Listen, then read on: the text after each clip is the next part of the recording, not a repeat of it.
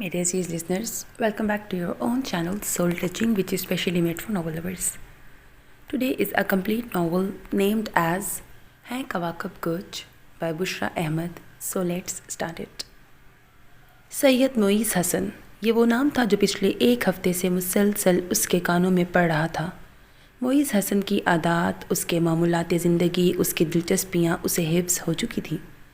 वो खासी पुरयकीन थी कि वो अगर किसी से मोइज़ हसन के बारे में गुफ्तगू करे तो 1-1.5 घंटे तक काफ़ी रवानी से बोल सकती है और सामने वाले बंदे को ज़रा सा भी शक नहीं गुजरेगा कि जिस हस्ती के मुतल्लिक मोहतरमा सारिया ज़फ़र गुफ्तगू फरमा रही हैं उससे मिले हुए 8 साल का अरसा बीत गया है। लेकिन इसमें सारिया ज़फ़र का कोई कमाल नहीं था। कमाल इस घर के मकीनों का था जहाँ वो गुज़िश्ता 1 हफ़्ते से रिहाइश पजीर थी। ठीक 1 हफ़्ते पहले यूके से आने वाली परवाज़ में जब वो पाकिस्तान पहुंची तो एयरपोर्ट पर उसे लेने कमोबेश उसके सारे कज़न्स आए हुए थे। उन सब से मिलते हुए और वापसी के रास्ते पर गपशप करते हुए उसे मोइज़ की गैर मौजूदगी का कतन कोई एहसास नहीं हुआ था। वो तो जब एनी ने किसी बात में मोइज़ भाई का जिक्र किया तो उसे भी यकदम याद आया, अरे हाँ, वो अपने मोइज़ भाई कहाँ हैं? फ़ोन पर तो तुम लोगों ने बताया था कि वो अमेरिका से लौट आए हैं, वो नहीं आए मुझे लेने। उसने बारी बारी ड्राइविंग करते गाजी और फिर पिछली सीट पर बैठी सोबिया, एनी और फ़ाइज़ा की तरफ देखा। नहीं यार, वो तो कल ही इस्लामाबाद गए हैं, 10-15 दिनों तक ही लौटेंगे। एनी ने जवाब दिया तो उसने भी सर हिला दिया कि ये कोई ऐसी बात नहीं थी कि जिस पर मज़ीद इजहार ख़याल किया जाए। लेकिन गुफ्तगू के दौरान चूँकि मोइज़ का जिक्र आ चुका था इसलिए मुमकिन न था कि बाकी लोग उसके ज़िक्र खैर में शरीक न हों। गाजी ने विंडो स्क्रीन से नज़र हटाकर अपने साथ वाली सीट पर बैठी सारिया को देखा और मुस्कुराया। डियर कज़न, ये जो अपने मोइज़ भाई हैं ना, अगर घर पर होते भी तो हम सब की तरह मुरव्वत में आकर तुम्हें लेने एयरपोर्ट पर मौजूद ना होते, बल्कि अपने किसी न किसी मनपसंद मशगले में मसरूफ़ होते। अमेरिका में गुजारे 8 बरस काफ़ी असरअंदाज हुए हैं उन पर। गाजी ने कुछ ज़रूरी मालूमात तो उसे फ़ौरन ही फराहम कर दी। बिल्कुल ठीक कह रहा है गाजी, मोइज़ भाई कुछ ऐसे ही हैं। पिछली सीट से फ़ाइज़ा की आवाज़ आई। खैर ऐसी भी कोई बात नहीं है, ठीक है, मोइज़ भाई हम लोगों से कुछ मुख्तलिफ ज़रूर हैं लेकिन अब इतने बेमुरव्वत भी नहीं। एनी को अपने भाई का इस अंदाज से जिक्र कुछ पसंद नहीं आया था, इसलिए फ़ौरन ही बोल उठी, ऐसी बात है तो फिर शर्त लगा रही हो? गाजी शर्तें लगाने का बहुत शौकीन था। कैसी शर्त? एनी बिदकी। सारिया यार एक बात तो बताओ, तुम्हारी वापसी कब तक है? एनी की बात का जवाब देने की बजाय गाजी ने इस दफ़ा सारिया से दरियाफ्त किया, है ये क्या बात कर रहे हो? अभी तो मैं घर भी नहीं पहुंची और तुम्हें मेरी वापसी की पड़ गई। सारिया ने आंखें दिखाई। अरे तुम बताओ तो। गाजी बदस्तूर मुस्कुरा रहा था। शायद 2 माह बाद, उसने पुरसोच अंदाज में कहा। तो फिर ठीक है, अगर 2 माह बाद वापसी के सफ़र में मोइज़ भाई तुम्हें सी ऑफ करने वालों में शामिल हुए तो मैं एनी को 1000 रुपये दूंगा और अगर ना हुए तो एनी मुझे देगी, ठीक है ना एनी? गाजी ने रुए सुखन एनी की जानिब किया। एनी को शर्तें लगाने में और वो भी गाजी के साथ शर्तें लगाने में अक्सर हार का सामना करना पड़ता था। कुछ अपने भाई की आदत का अंदाज़ा था और कुछ अपनी मौजूदा माली हालत को जहन में रखते हुए वो इनकार करना चाह रही थी, लेकिन उसके कुछ कहने से पेशतर ही सोबिया और फ़ाइज़ा कबूल है का नारा बुलंद कर चुकी थी। एनी ने घूर कर दोनों को देखा। जानती थी कि दोनों अपने मतलब के लिए पुरजोश हो रही हैं। ये कोई नई बात नहीं थी, हमेशा ही ऐसा होता आया था। शर्तें लगती थीं गाजी और एनी के दरमियान।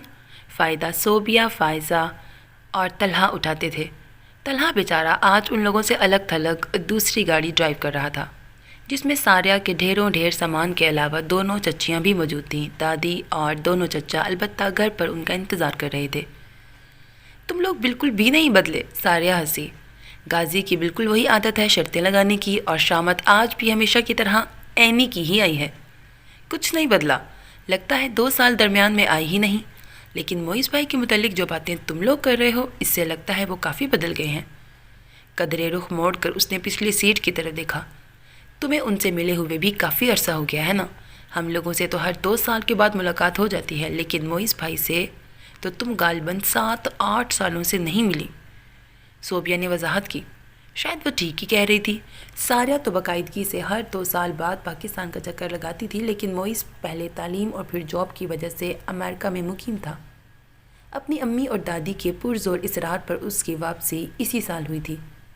گھر آنے تک وہ غیر ارادی طور پر معیز کے بارے میں ہی سوچتی رہی۔ کافی تجسس ہو رہا تھا اسے دیکھنے کا، اور پھر تو ہر گزرتے دن کے ساتھ یہ تجسس بڑھتا ہی گیا۔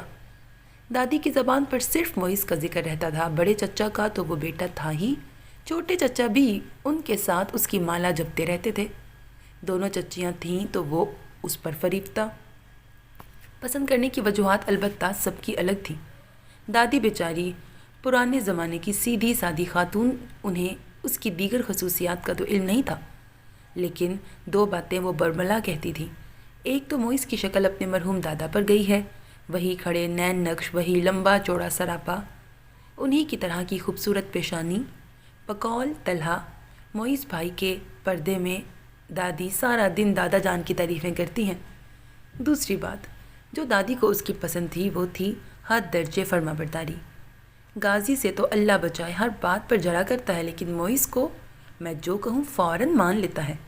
شاید یہ عادت بھی دادا جان پر ہی گئی ہے۔ غازی منہ ہی منہ میں بڑبڑاتا۔ بہرحال یہ تو دادی کا قصہ تھا۔ دونوں چچا اس کی بزنس میں دلچسپی اور ذمہ داری کو سراہتے تھے۔ بزنس کو ترقی دینے میں اپنی ڈگری کا بھرپور استعمال کر رہا تھا وہ۔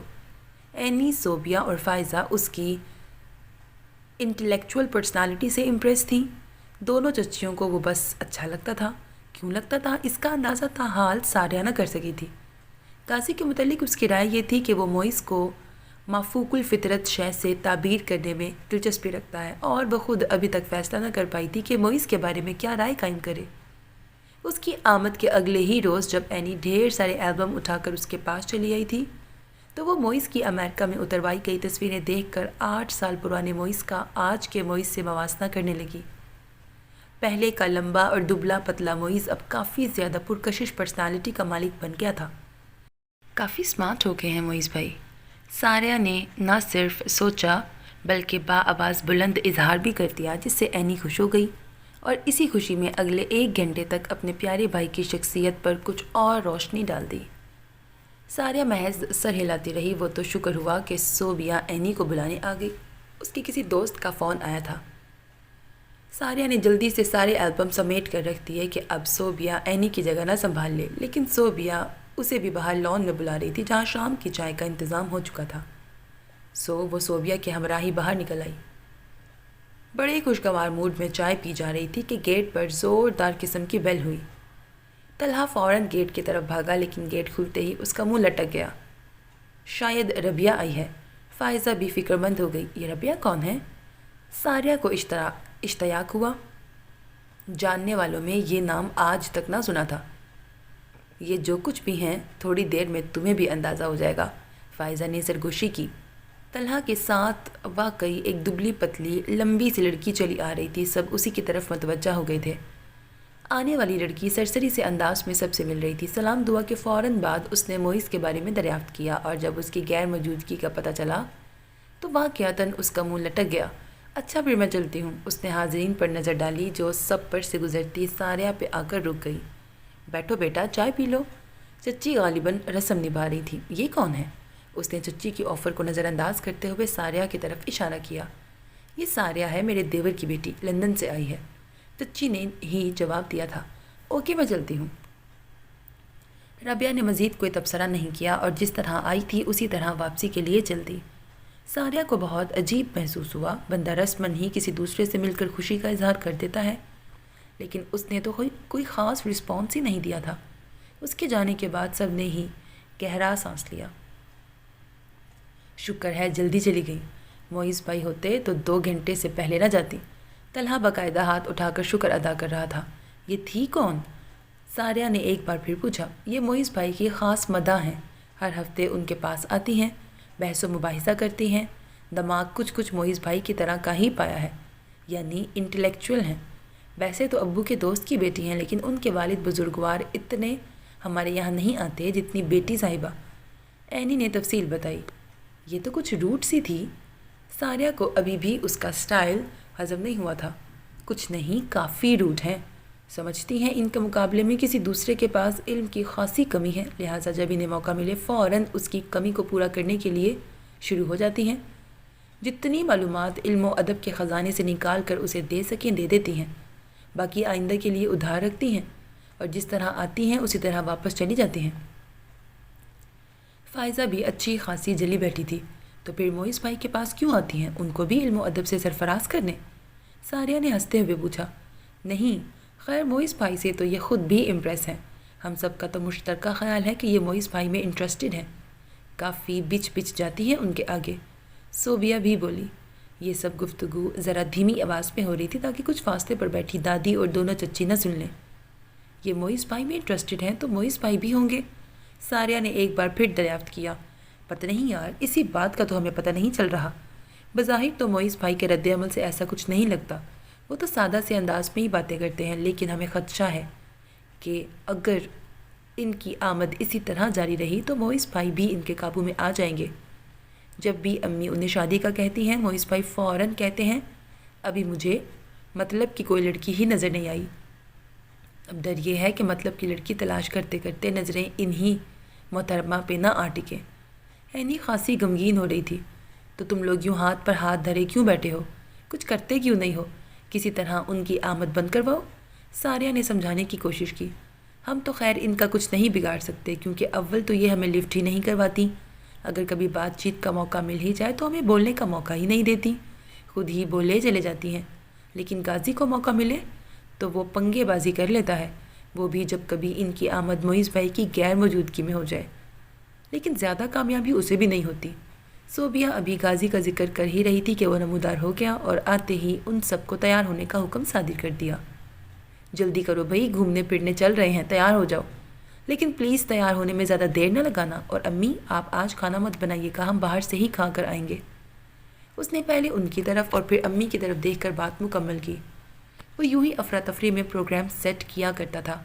اب بھی یہ سب لوگ اپنا دھڑکا بھول کر اٹھ کھڑے ہوئے تھے۔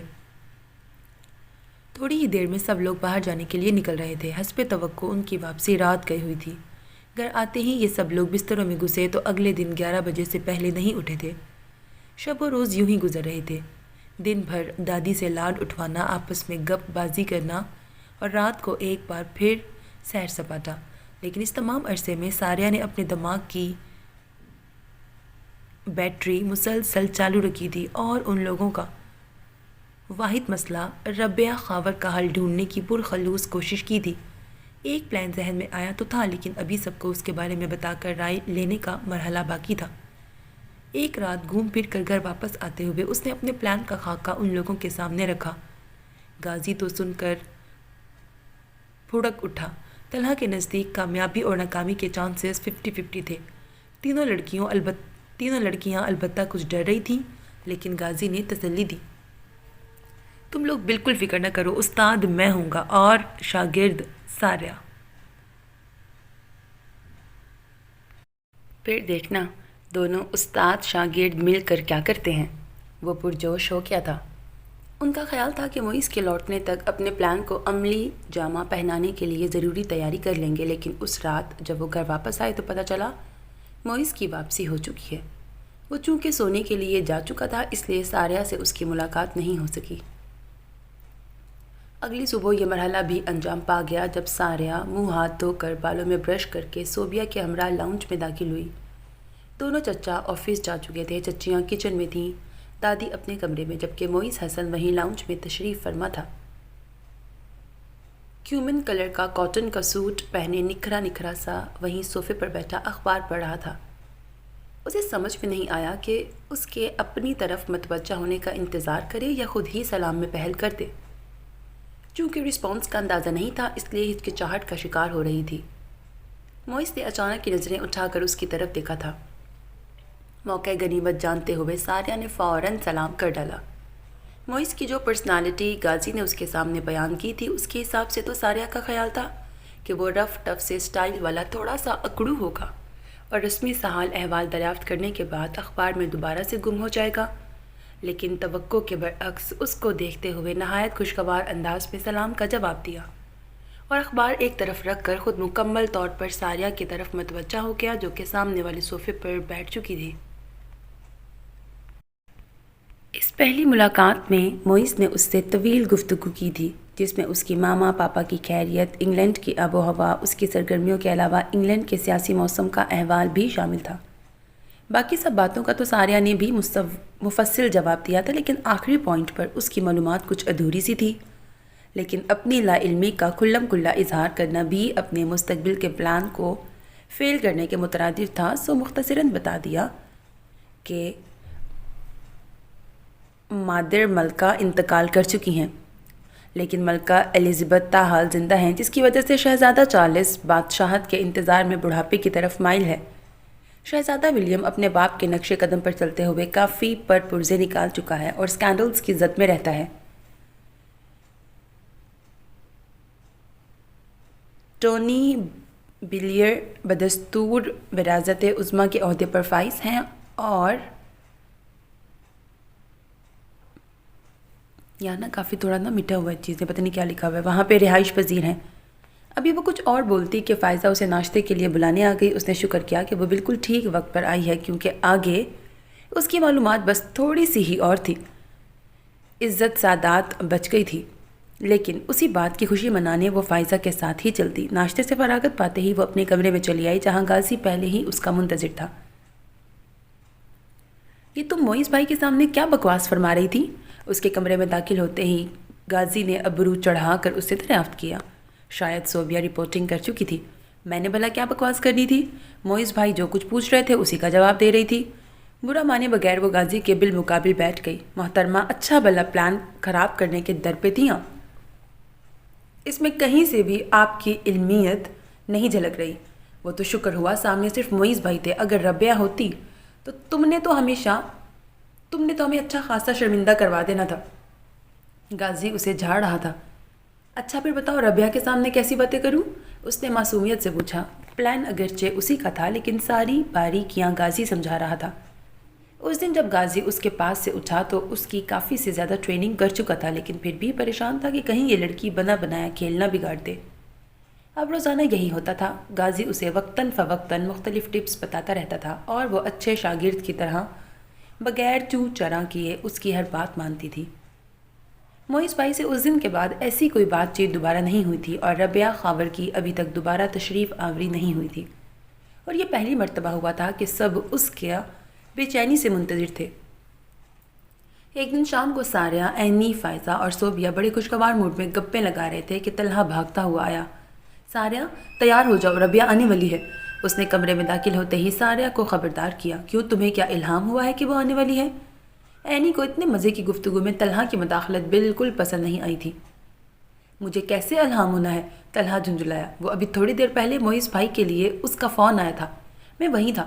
موئز بھائی کی یک طرفہ گفتگو سے میں نے اندازہ لگایا ہے کہ وہ کسی پینٹنگ ایگزیبیشن سے سیدھی ہماری طرف ہی آ رہی ہے۔ طلحہ نے تفصیل بتائی۔ غازی کہاں ہے؟ ساریہ کو سب سے پہلے غازی ہی یاد آیا تھا۔ وہ سو رہا ہے، میں اسے اٹھا کے آتا ہوں۔ طلحہ جیسے آیا تھا ویسے ہی چلا گیا۔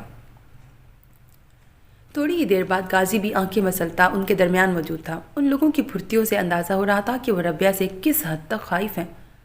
سب سے پہلا کام تو غازی نے یہ کیا کہ موئز کی اسٹڈی میں گھس کر مصوری پر ایک موٹی سی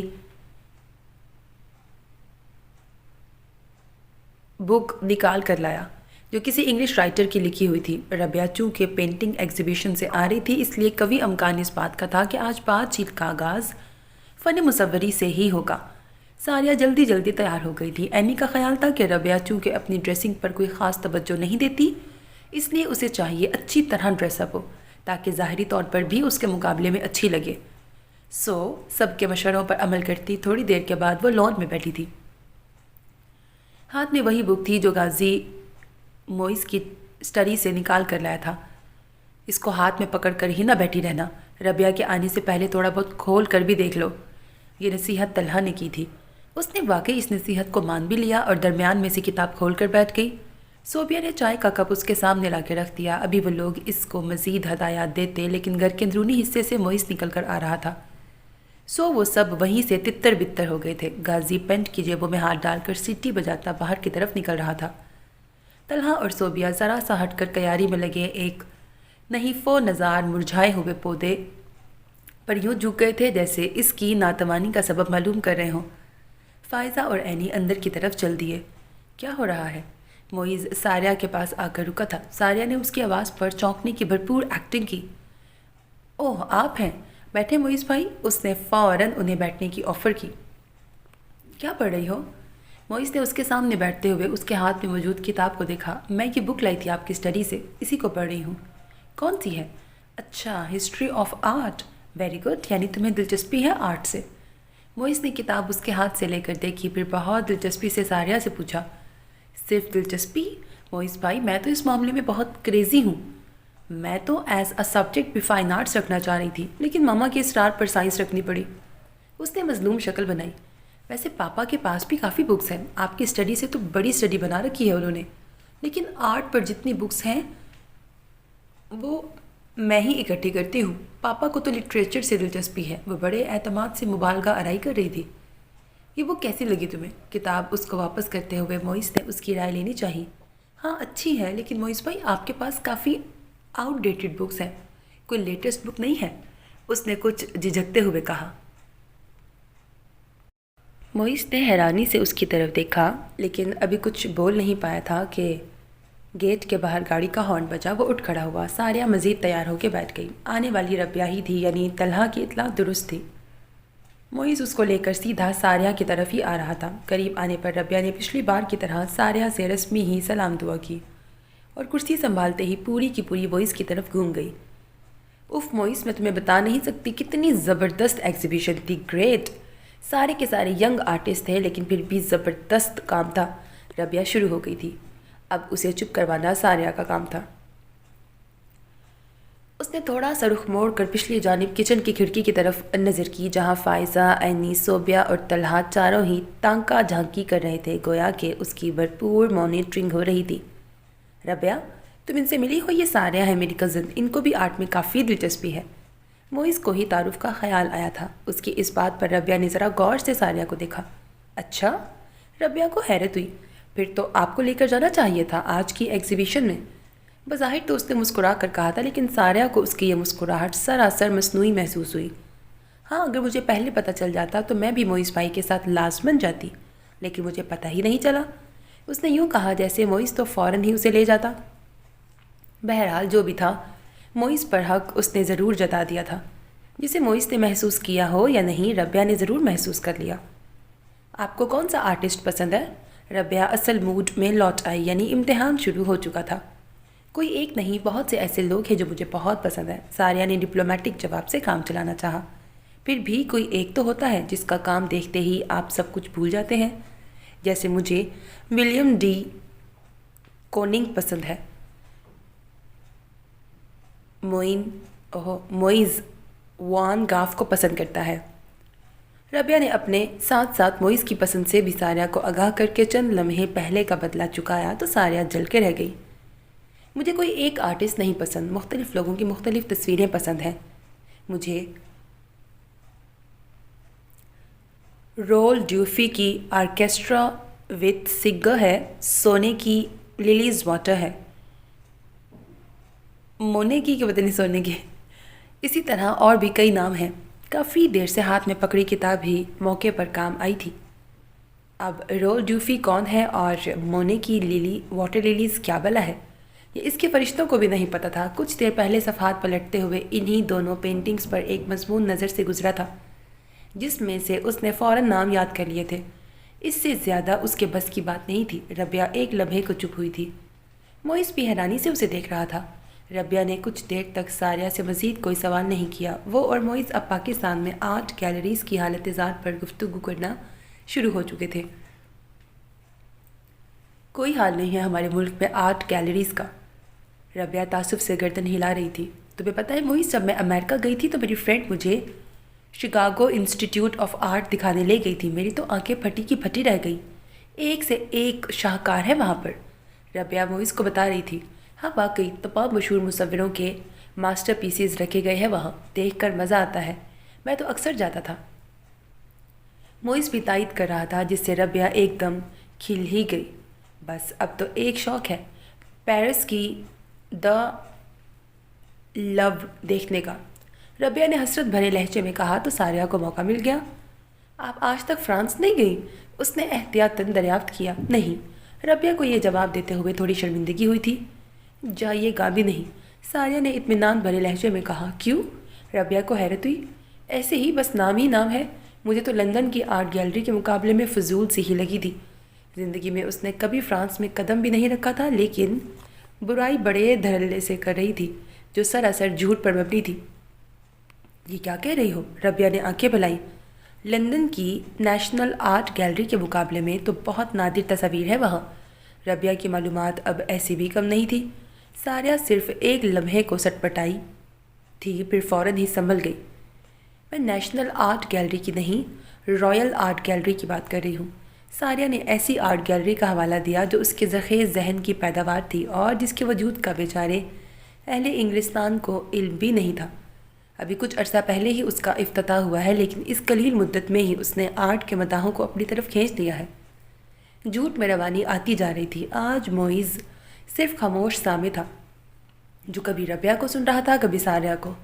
ساریہ نے ایک لمحے کو اس کے ہونٹوں میں مسکراہٹ ابھرتی دیکھی تھی جو فوراً ہی معدوم ہو گئی۔ ساریہ تھوڑا گھبرائی۔ کہیں اس کو میری گپوں کا اندازہ تو نہیں ہو گیا؟ اس نے سوچا۔ ان کو کیا پتہ یہ کبھی انگلینڈ گئے ہی نہیں، اس نے اپنے آپ کو تسلی دی تھی۔ کچھ دیر خاموشی چھائی رہی جسے صوبیہ نے آ کر توڑا۔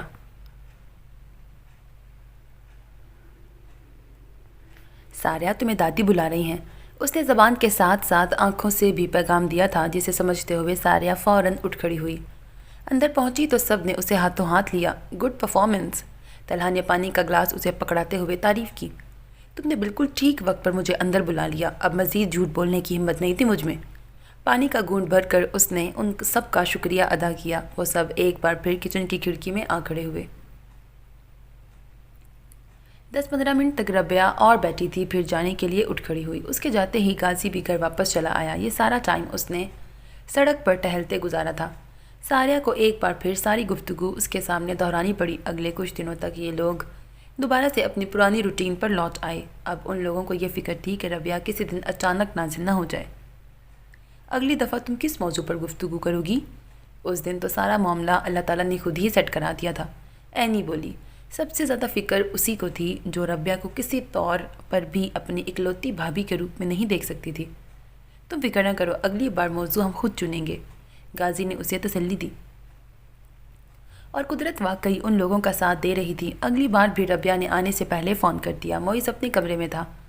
فون فائزہ نے ریسیو کیا اور اللہ کا شکر ادا کرتے ہوئے باقی لوگوں کو بتانے آ گئی۔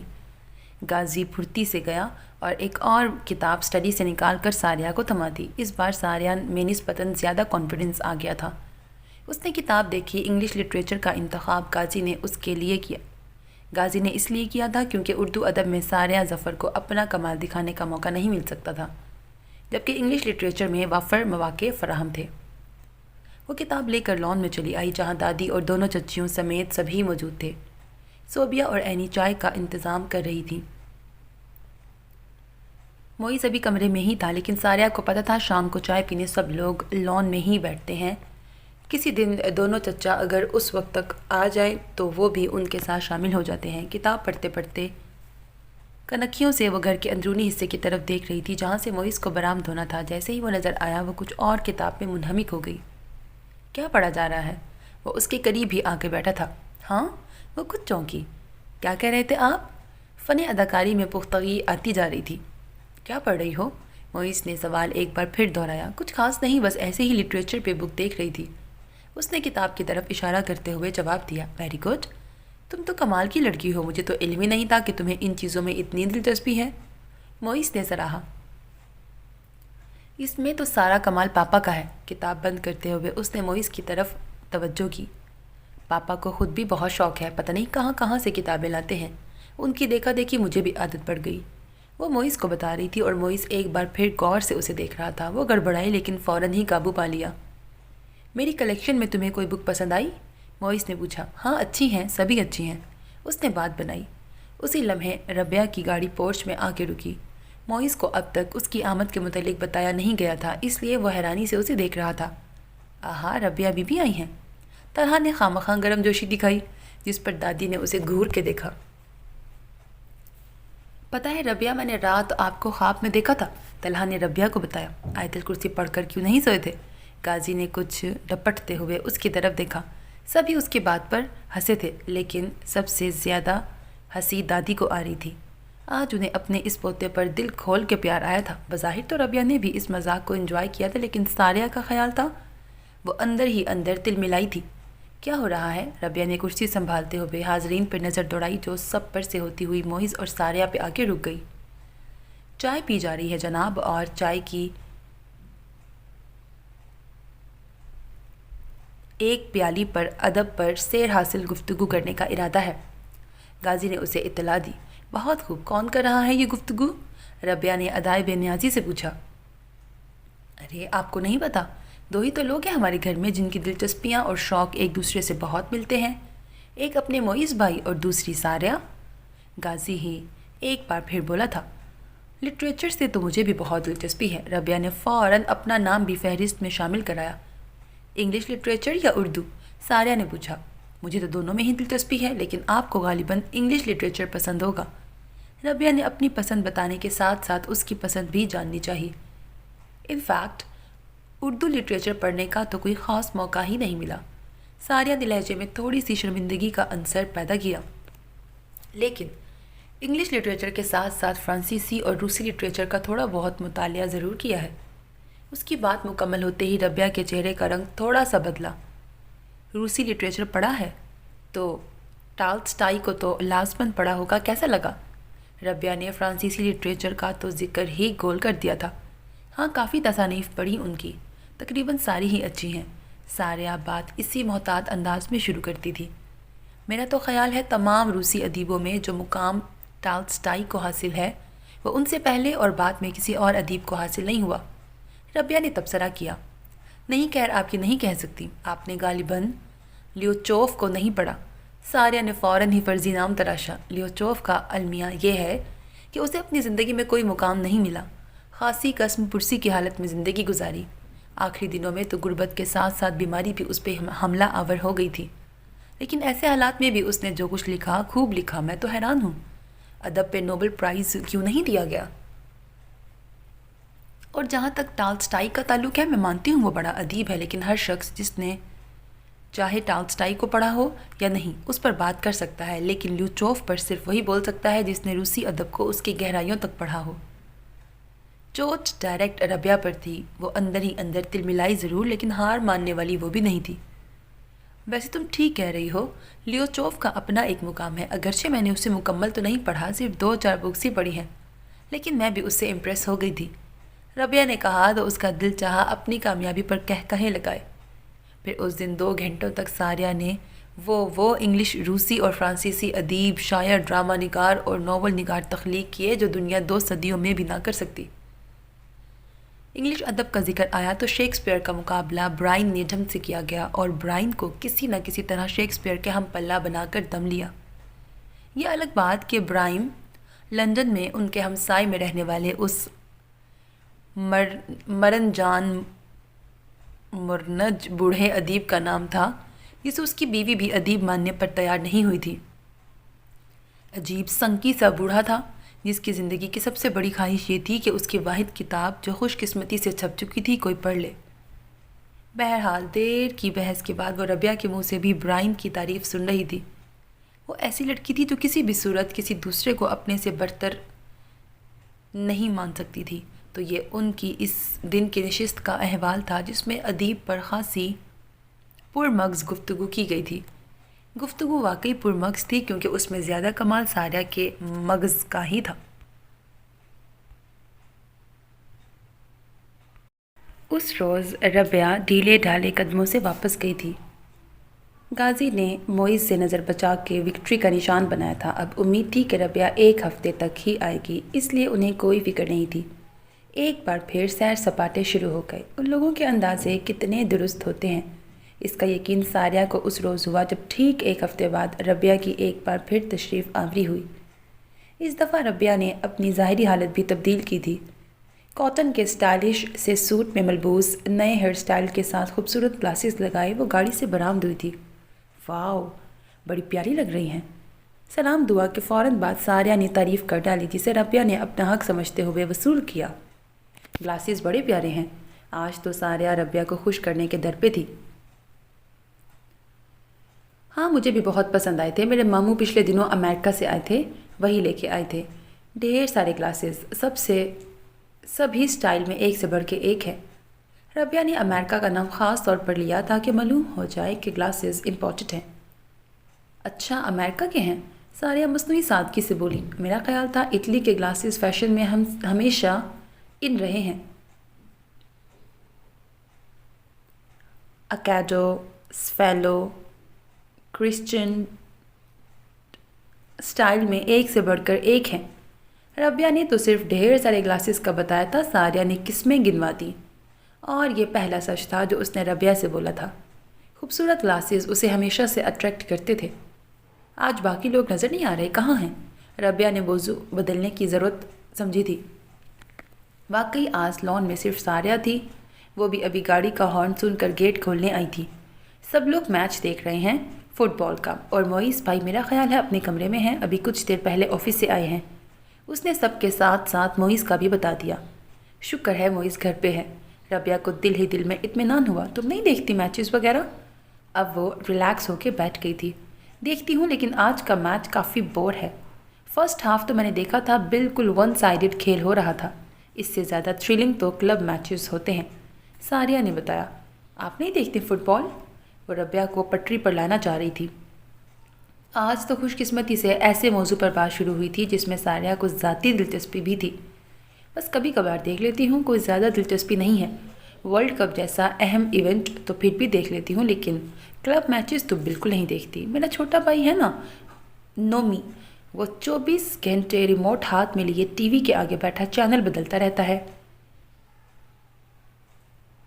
کوئی اور ہابی تو اس کی ہے نہیں، اسی لیے وہی دیکھتا ہے، یہ کلب میچز وغیرہ۔ ربیہ نے اپنے میٹرک میں زیر تعلیم بھائی کا حوالہ دے کر ساریہ کو بھی امیچور ثابت کرنا چاہا۔ ارے آپ بھی کبھی دیکھیں فارغ وقت میں کوئی کلب میچ، بہت مزہ آئے گا۔ چھوٹے موٹے کلبز کی بات دوسری ہے، لیکن جو بڑے کلبز ہیں نا، ان کے میچز کا کراؤڈ ہی اتنا زبردست ہوتا ہے۔ Manchester United, Real Madrid, Barcelona, Inter Milan وغیرہ سب میرے فیورٹ کلب ہیں، ان کا تو کوئی بھی میچ میں مس نہیں کرتی۔ اللہ بھلا کرے پی ٹی وی کے اینکر پرسن ڈاکٹر ارشد بخاری کا، جس نے ورلڈ کپ کے دوران اتنی دفعہ ان کلبز کا حدود و اربا بتایا تھا، کہ ان کلبز کے کھلاڑیوں کا اتنا ذکر کیا تھا کہ ساریہ جیسی لڑکی کی ناقص معلومات میں بھی خاصا اضافہ ہو گیا تھا۔ وہ دل ہی دل میں ڈاکٹر ارشد بخاری کی ممنون ہو رہی تھی، جو 1 گھنٹے کی باتیں 15-20 منٹ کے قلیل سے عرصے میں کرنے کی خاص مہارت رکھتے ہیں۔ ربیہ کو واقعی فٹ بال سے کوئی دلچسپی نہیں تھی، اس لیے موضوع تبدیل کرتے ہوئے ساریہ سے موئز کے بارے میں دریافت کیا۔ میں انہیں بلا کے لاتی ہوں۔ ساریہ تابعداری سے فوراً اٹھ کھڑی ہوئی، اندر جا کر موئز کو ربیہ کا پیغام دیا، پھر خود کچن میں آ گئی۔ جتنی دیر میں اس نے چائے بنائی، موئز لان میں پہنچ چکا تھا۔ چائے بناتے بناتے وہ کچن کی کھڑکی میں سے ایک نظر موئز اور ربیہ پر بھی ڈال رہی تھی۔ پہلے تو دونوں مسکراتے ہوئے باتیں کر رہے تھے، لیکن جب وہ چائے اور دیگر لوازمات سے لدی پھندی لان میں پہنچی تو گفتگو سیاست جیسے خشک موضوع پر ہو رہی تھی۔ موئز نے حیرانی سے پرتکلف چائے کی طرف دیکھا۔ آج سے پہلے کبھی ربیہ کے لیے اتنا اہتمام نہیں ہوا تھا، سو حیرت لازمی تھی۔ یہ تجویز صوبیہ کی تھی، ربیہ کے سامنے کھانے کی ڈھیر ساری چیزیں رکھنا اور پھر گفتگو کے دوران ان کو زبردستی کھلاتی بھی رہنا۔ جتنی دیر وہ کھائیں گی اتنی دیر چپ رہیں گی، اس طرح تمہیں کم محنت کرنی پڑے گی اور کچھ سوچنے کے لیے ٹائم بھی زیادہ مل جائے گا۔ صوبیہ کی اس تجویز کو سب نے سراہا تھا۔ ہاں تو موئز بتاؤ نا، پاکستان کے لیے پارلیمنٹری نظام بہتر رہے گا یا پریزیڈنشل؟ چائے کے سپ لیتے ہوئے ربیہ بی بی نے موئز سے یوں پوچھا جیسے جو نظام موئز منظور کرے گا محترمہ وہی ملک میں نافذ کرا دیں گے۔ جواب میں موئز دونوں نظاموں کے اہم پوائنٹس ڈسکس کر رہا تھا۔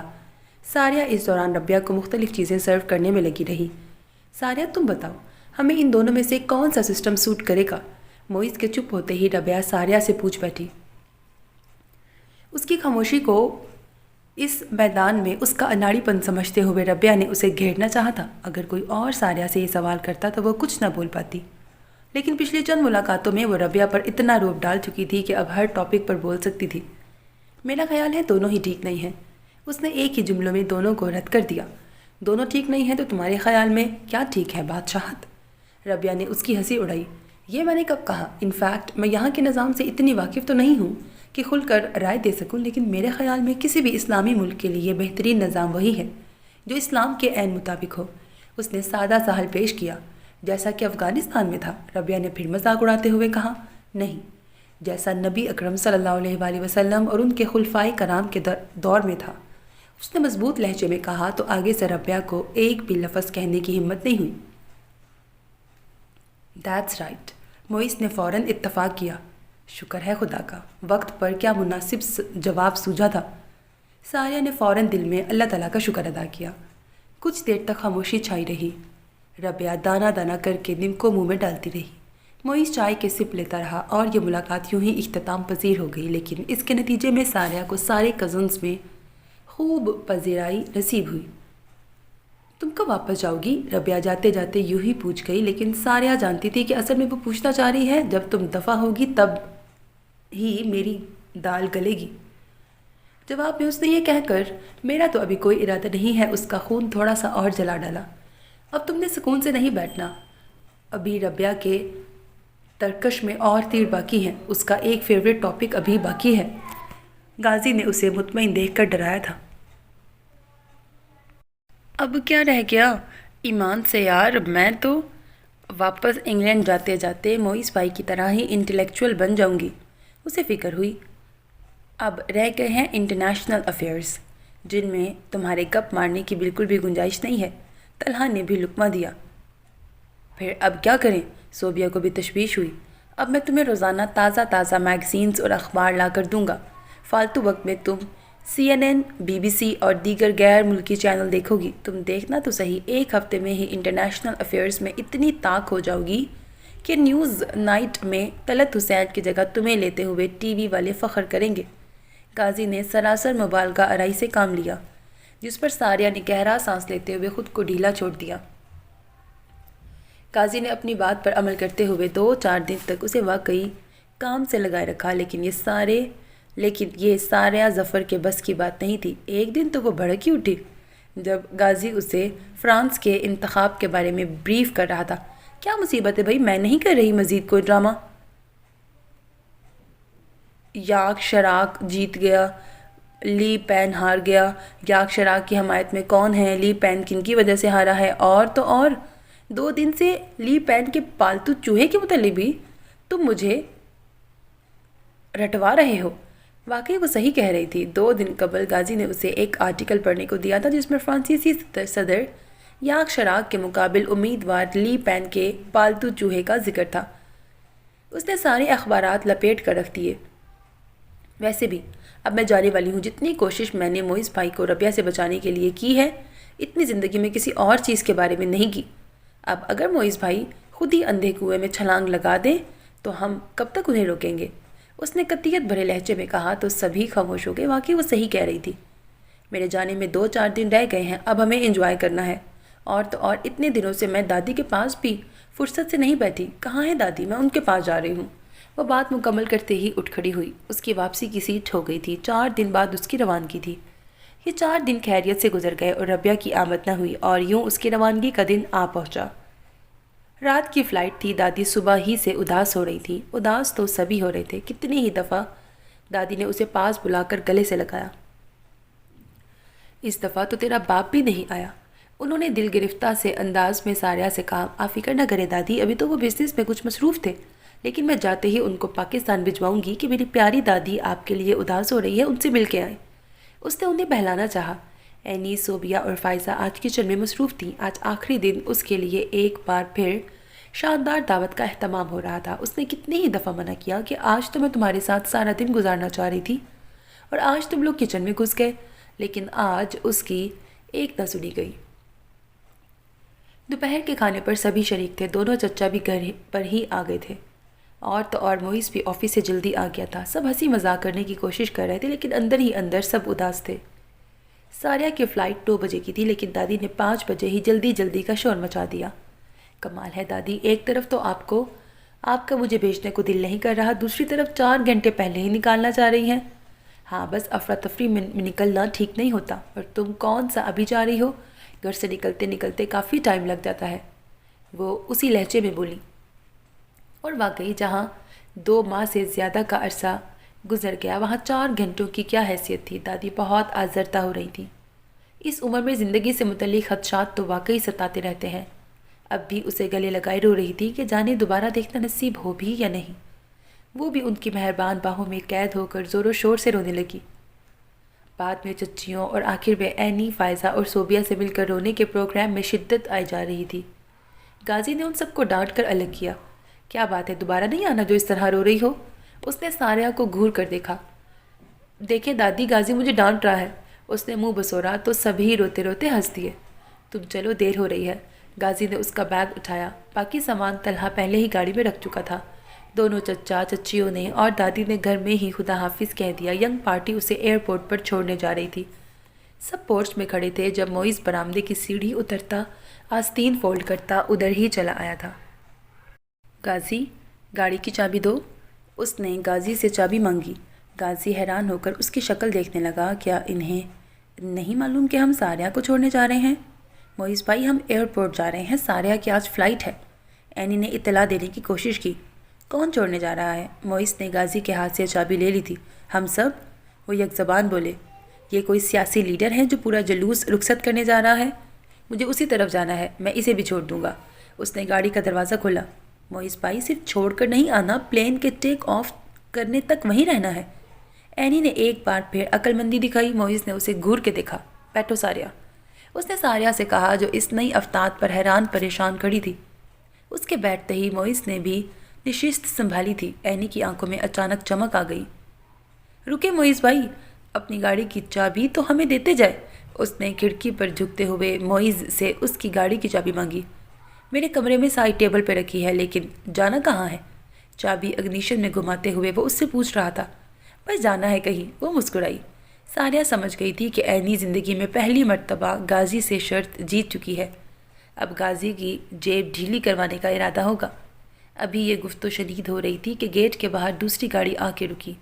اوہ ربیہ، سب کے منہ سے ایک ساتھ نکلا۔ اینی کو لگا اب وہ شرط ہار جائے گی۔ معیز یقیناً گاڑی سے اتر کر ربیہ کی طرف ہی جائے گا، لیکن دوسرے ہی لمحے وہ حیران تھی جب معیز نے تیزی سے گاڑی گیٹ سے نکالی۔ ربیہ تم بیٹھو، اینی صوبیہ وغیرہ تمہیں کمپنی دیں گی، میں کام سے جا رہا ہوں۔ اس نے ایک لمحے کے لیے گاڑی ربیہ کی گاڑی کے برابر روکی تھی، پھر فوراً آگے بڑھا لی۔ اس صورتحال پر غازی 1000 تو کیا 5000 بھی قربان کر سکتا تھا۔ ادھر ساریہ اس کایا پلٹ پر حیران تھی۔ بہرحال سر جھکائے وہ انہی سب لوگوں کے متعلق سوچ رہی تھی جن کو پیچھے چھوڑ کر جا رہی تھی۔ بہت اداسی ہو رہی ہے جاتے ہوئے۔ ونڈو اسکرین سے نظریں ہٹا کر معیز نے اس کی طرف دیکھا تھا۔ نہیں ہونی چاہیے۔ ساریہ نے الٹا اسی سے سوال کیا۔ تم رو کیوں رہی تھی؟ معیز نے جواب دینے کی بجائے ایک اور سوال کیا۔ جرمنی ورلڈ کپ ہار گیا ہے نا، اس لیے رو رہی تھی، وہ چڑ کے بولی۔ جب وجہ اسے معلوم تھی تو کیوں پوچھ رہا تھا؟ وہ بہت محظوظ ہوا اس جواب سے۔ یہاں سے جاتے ہوئے تم رو رہی ہو، تمہیں رخصت کرتے ہوئے سب گھر والوں کا برا حال ہے، لہٰذا میں نے سوچا ہے تمہیں مستقل یہیں آ جانا چاہیے۔ اس دفعہ معیز کی نظریں سامنے سڑک پر تھیں۔ کاش ایسا ہو سکتا، میں تو پاپا سے کہتی ہوں لیکن وہ نہیں مانتے، کہتے ہیں اتنی محنت سے یہ بزنس سیٹ کیا ہے، اب کیسے چھوڑ دوں؟ اس نے بیچارگی سے کہا۔ تمہارے پاپا تو نہیں مانتے، لیکن میں نے رات کو امی سے بات کی تھی، وہ تو راضی ہو گئی۔ نہ صرف وہ بلکہ ابو اور دادی بھی مان گئے۔ وہ بدستور سامنے دیکھ رہا تھا۔ کس بات پر؟ ساریہ نے حیران ہو کر رخ معیز کی طرف کیا۔ اندر کہیں خطرے کی گھنٹی بجی تھی۔ تمہیں اپنی بہو بنانے پر؟ معیز نے اس کی طرف دیکھا۔ اوہ گاڈ! وہ شرماتی تو کیا پریشان ہو گئی۔ معیز بھائی، کسی انٹلیکچوئل کو ہی بیوی بنائیں گے؟ معیز بھائی کسی انٹلیکچوئل کو ہی بیوی بنائیں گے۔ ارد گرد کہیں اینی کی آواز پھیلی تھی۔ وہ اپنے سے کم کسی لڑکی پر تو راضی ہی نہیں ہوں گے۔ یہ الفاظ غازی کے تھے۔ یہ معیز بھائی مجھے کیا سمجھ رہے ہیں؟ میں تو ربیہ کو امپریس کرنا چاہتی تھی، ان کا تو خیال ہی نہیں آیا تھا۔ وہ مستقل سوچے جا رہی تھی۔ مجھے ان کی غلط فہمی دور کر دینی چاہیے، ورنہ بعد میں تو سر پکڑ کے روئیں گے۔ اس کے دل نے پہلا عقل مندی کا فیصلہ کیا۔ تم نے کوئی جواب نہیں دیا۔ معیز نے اس کی خاموشی محسوس کرتے ہوئے اس سے کچھ سننا چاہا۔ ایکچولی معیز بھائی، اس نے گلا کھنکھار کر بات شروع کی، میں وہ نہیں ہوں جو آپ سمجھ رہے ہیں۔ اس نے معیز کو سمجھانا چاہا۔ کیا مطلب؟ کیا تم ساریہ ظفر نہیں ہو؟ اس نے مصنوعی حیرانگی کا اظہار کیا۔ وہ تو ہوں، وہ جھنجھلائی، لیکن میں کوئی انٹلیکچوئل نہیں ہوں، مجھے تو کسی چیز کے بارے میں کچھ بھی نہیں پتہ۔ اب کہ اس نے ذرا زیادہ وضاحت کی۔ میرے بارے میں تو پتہ ہے نا۔ معیز کے اطمینان میں کوئی فرق نہیں آیا تھا۔ ابھی بھی نہیں سمجھے؟ اس نے دوبارہ ہمت باندھی۔ معیز بھائی، میں تو گپے مارتی تھی، میں 100% سچ کہہ رہی ہوں۔ نہ مجھے لٹریچر سے دلچسپی ہے، نہ سیاست سے، مصوری سے تو بالکل بھی نہیں۔ انٹرنیشنل افیئرز کے بارے میں صفر ہوں۔ کمپیوٹر پر صرف گیم کھیل سکتی ہوں یا ای میل چیک کر لیتی ہوں۔ پڑھائی میں بھی ایوریج ہوں۔ وہ تو سب ڈرامہ تھا جو میں نے غازی اور اینی وغیرہ کے کہنے پہ کیا تھا۔ وہ اپنا پول کھولتے ہوئے شرمندہ ہو رہی تھی۔ پتہ ہے مجھے، معیز اطمینان سے بولا۔ جی؟ اس نے حیرت سے آنکھیں پلائیں۔ تم نے ہی بیوقوف سمجھ رکھا تھا، ورنہ مجھے تو اس روز ہی اندازہ ہو گیا تھا جب تم نے میری لیٹسٹ بکس کو مزے سے آؤٹ ڈیٹڈ کہا تھا۔ اور تو اور ایک روز اپنے پاپا کی فرضی لائبریری اور ان کے علمی ذوق کے قصیدے پڑھے تھے۔ ایم سوری، لیکن دادا جان کے بقول علم و ادب کے معاملے میں ان کے تینوں بیٹے بالکل صفر ہیں۔ صرف کاروبار میں ذہن چلتا ہے ان کا۔ اپنی زندگی میں یہ بات وہ ٹھنڈی آہیں بھر بھر کے دن میں 10 مرتبہ مجھ سے کیا کرتے تھے۔ اور معاف کرنا انکل، جو کہ جوانی میں کتابوں سے دور رہے، بڑھاپے میں ان پر ایسی کیا افتاد آن پڑی کہ وہ علم و ادب کے سب سے بڑے دل دادا ہو گئے۔ معیز بول رہا تھا اور اس پر گھڑوں پانی پڑ رہا تھا۔ اور پھر یہ کہ پہلے دن تو برطانیہ کے بارے میں تمہاری معلومات مادر ملکہ اور ملکہ الزبتھ سے آگے نہ بڑھی، جبکہ بعد میں دنیا بھر کے موضوعات پر بولنے کی نوبت آ گئی۔ ویسے محنت تم نے خوب کی تھی۔ معیز شاید اسے سرا رہا تھا یا پتہ نہیں یہ سب باتیں کرنے کا کیا مقصد تھا، اسے سمجھ نہیں آئی۔ آپ کو سب پتہ تھا، پھر آپ نے کبھی مجھے ٹوکا کیوں نہیں؟ یہ بھی اس کی نظر میں معیز کا ہی قصور تھا۔ ٹوکا اس لیے نہیں کہ ایک تو میں اس ساری سچویشن کو انجوائے کر رہا تھا، دوسرا یہ کہ میں نہیں چاہتا تھا کہ ربیہ کے سامنے تم شرمندہ ہو۔